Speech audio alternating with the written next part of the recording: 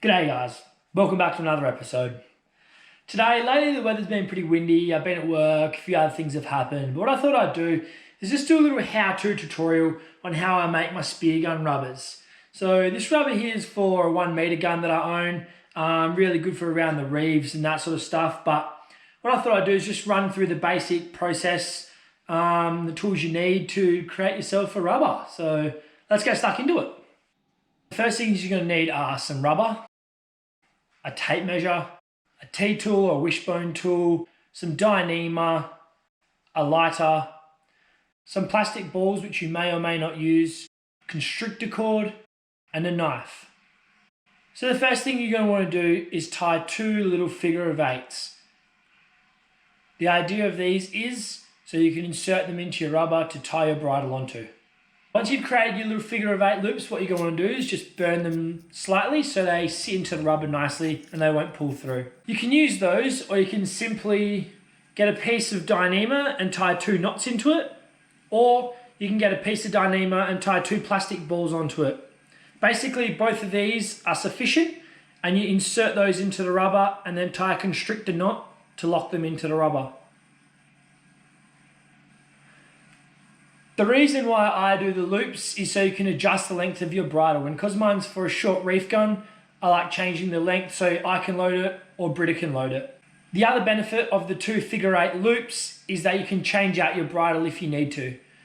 I run shark fins on all my shafts, so often with loading and unloading the gun, the bridle tends to wear out, so you can change over the bridle without having to completely change new rubbers or cut them and then recreate the rubbers again. So I find that a bit of a benefit. A little harder to make, but in the long run, I think it's beneficial. The next thing you're going to want to do is measure out your rubber. How I work out the length that I'll need my rubbers is pretty simple. Basically, I half the length of my barrel and then add 5 centimeters on depending on what size of rubber to use. So for example, this is a 1 meter gun, so half of 1 meter is 50 centimeters. So that would be perfect if I was using 14 mil rubber, but for this gun I'm using 16. So basically what you're going to want to do is add 5 centimeters on incremental as you go up for rubbers. The next thing you're going to want to do is insert your little figure of 8 loop into the rubber.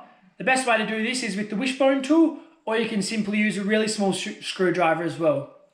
Lube up the figure of 8 with some dishwashing detergent or some spit, and it should slide in there really nice and easy. Alright, so the next thing you're going to want to do is tie a constrictor knot onto your rubber. This will hold the figure of 8 inside the rubber. It's a pretty simple knot, but if you're unsure how to tie it, you can always find it online on Google somewhere. It's pretty simple. You basically make a cross over the top of the rubber and then slide the loose end back through the middle of the cross, as you'll see in this demonstration. Once you've completed tying the constrictor knot on top of the rubber, the next thing you're going to want to do is grab your T-tool, create a knot in one side of the constrictor cord that you can put the T-tool through, and then create another loop on the other end of the constrictor cord that you can put something like a screwdriver through. And then you're going to pull on that as tight as you can. Then you're going to want to cut off the loose ends of the constrictor cord and burn those nice and gently, as you'll see. Once you've completed those steps, one part of your rubber is completely done. And now you're going to repeat all those steps on the other side of the rubber, and then we're into the final step.